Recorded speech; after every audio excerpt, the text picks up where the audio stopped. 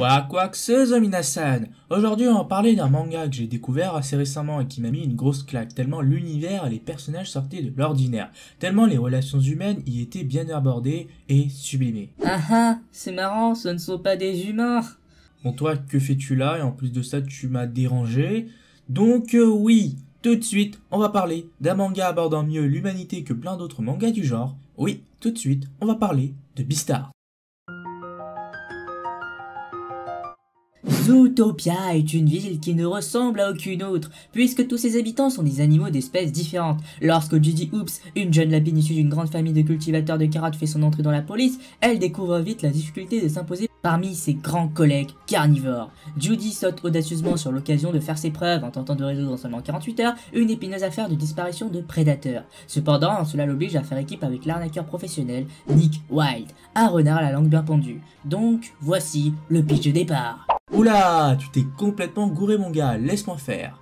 Dans Beastars, l'histoire se déroule dans un monde d'animaux anthropomorphes, civilisés, avec une fracture culturelle entre les carnivores et les herbivores. La série tire son nom du rang dans l'univers de la série Beastars, un individu au grand talent au service et à la notoriété. Legoshi, un grand loup gris, est un étudiant timide et calme de l'institut Sheraton où il vit dans un dortoir avec plusieurs autres étudiants carnivores. En tant que membre du club de théâtre de l'école, Legoshi en est le machiniste, soutient les acteurs du club dirigé par l'élève vedette Louis, un cerf rouge. Mais soudainement, Thème, l'alpaga, est brutalement assassiné et dévoré dans la nuit, provoquant une vague de malaise et de méfiance envers les élèves herbivores et carnivores.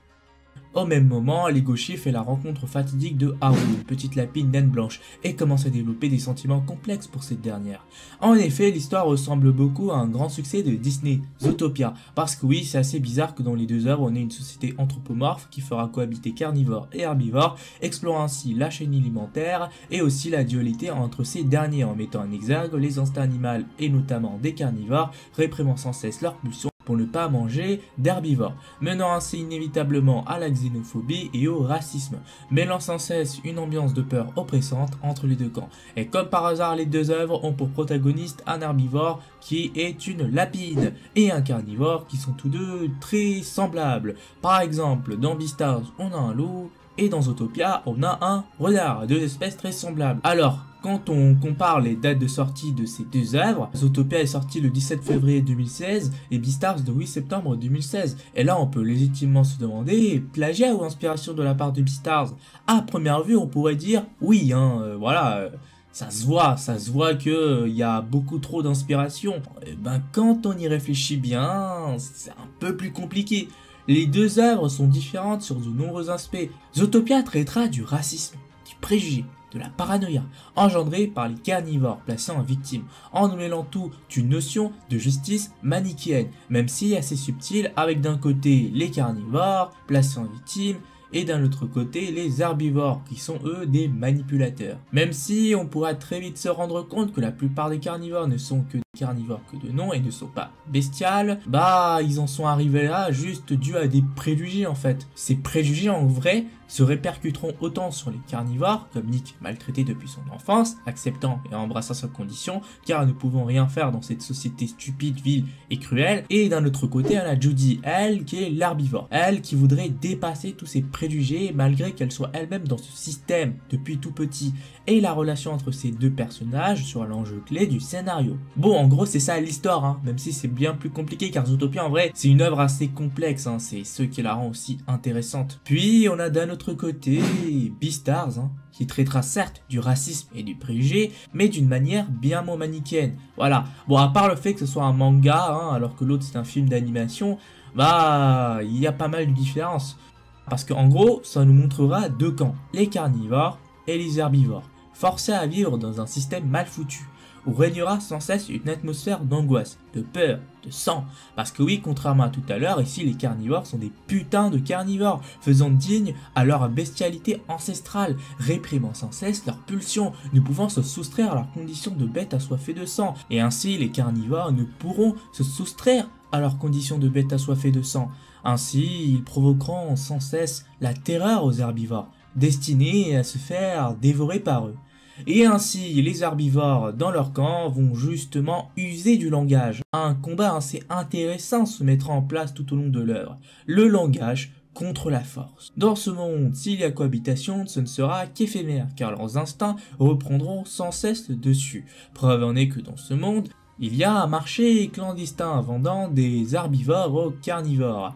Et au centre de tous ces problèmes, on trouvera 3 personnages faisant le sel de l'intrigue. Legoshi essayant sans cesse de s'adapter, cachant qu'il est réellement dans une société où on le rejette. Haru, une lapine, loin d'être une femelle terrorisée, elle vendra son corps pour trouver une place dans ce monde, pour se définir dans cette société. Puis, on a Louis, un cerf, voulant lui dépasser sa condition d'herbivore, allant jusqu'à envier Legoshi pour sa force, pour devenir un être au-dessus des autres. Donc, oui, ça diffère pas mal de Zootopia, allant jusqu'à aborder des thèmes complètement inexploités par celui-ci ou laissés en suspens, en étant très sombre et violent, à aborder des thèmes comme la prostitution, l'esclavagisme et le meurtre, ce que Disney n'abordera jamais quoi, c'est Disney.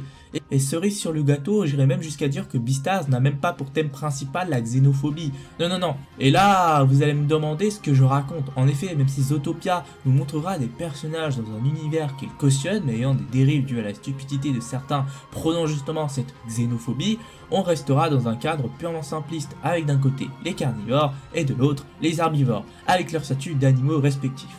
Ici, on a des personnages plus profonds, se questionnant dans le monde qu'ils vivent, voulant avant tout trouver le but de leur existence, avec une recherche de soi. On verra qu'ils veulent juste être ce qu'ils sont, et ce qu'ils veulent juste être, et point barre, est représenté très bien par notre trio. Après oui, il faut pas se leurrer, dans Zootopia et dans Beastars, il y a des thèmes qui ne sont pas transposables dans notre société. En fait, c'est juste inhérent à l'œuvre en fait. Ainsi, Beastars et Zootopia aborderont peut-être des thèmes similaires, mais l'exécution est totalement différente, avec des finalités tout aussi divergentes. Parce que oui, si Zootopia justement nous montrait que l'union de 2 espèces différentes pouvait justement changer la face de la société, dans Beastars, non, ce n'est pas le cas. Quoi qu'ils fassent, ce ne sont qu'un parmi tant d'autres. Ce ne sont personne en fait. Legoshi, Haru et lui, ce ne sont personne. Et c'est ça qui est bien, parce que justement, il y a un autre thème que je voudrais aborder à propos de Beastars, le thème de la fatalité. Parce que oui, Beastars traitera très bien de ce thème. C'est un thème très central à l'intrigue. Je m'explique. Si tous les personnages dans Beastars, qui sont des animaux anthropomorphes, essaieront d'outrepasser leurs propres conditions, genre Legoshi, ne voulant pas manger d'herbivores ou ni se battre dès les débuts de l'œuvre, faillira face à ça. On peut aussi parler de Louis, qui malgré tous ses efforts, toute sa rage, toute son envie de réussir, ne réussira pas à excéder sa propre condition, étant réduit à n'être qu'un cerf. Ainsi, tout au long de l'œuvre, il essaiera d'outrepasser la moralité par appât de pouvoir. Ici, on ne va pas se demander si les personnages vont franchir le point de non-retour, mais plutôt jusqu'où ils la franchiront. D'autant plus vrai pour Legoshi et Louis, qui essaieront de se ressembler, de vouloir tendre à devenir l'autre, se recherchant l'autre, mais étant sans cesse réprimés par leurs conditions. Ainsi, ils mettront en jeu au milieu de tout cela Haru, un échappatoire à ce monde cruel, les faisant accepter tels qu'ils sont vraiment. Mais ça, ce ne sera pas suffisant, et vous le verrez tout au long de l'intrigue. C'est une relation très bien écrite. Ce ne sont pas juste des rivaux, non, ça va bien au-delà de cela. Et en plus de ça, le fait qu'on ait un herbivore et un carnivore, ça donne tout un aspect très original à l'œuvre. Maintenant, on va parler de l'anime produit par Netflix, je vais en parler 2-3 minutes. Déjà j'ai bien aimé quoi, même si au début je trouvais que c'était un peu chiant quoi d'avoir une animation en 3D. J'ai trouvé que c'était bien maîtrisé, et en plus de ça avec les décors en 2D et certains passages des personnages en 2D avec un mélange 2D 3D, j'ai trouvé ça vraiment bien rendu à l'écran. En plus de ça, voilà, c'est pas une 3D dégueulasse comme dans Berserk, et en plus de ça vraiment ça fait ressortir les animaux quoi, les animaux anthropomorphes, et moi je trouve que c'était vraiment une bonne idée de réaliser cet anime en 3D. Ça donne vraiment un côté assez spécial à l'anime, et moi j'aime bien. Donc sur ce, j'espère que je vous ai convaincu de lire Beastars, ou peut-être de voir Zootopia, parce que je ne sais pas si vous avez vu Zootopia. Donc sur ce, j'espère que cette vidéo vous aura plu, et sur ce les gens, tchuss.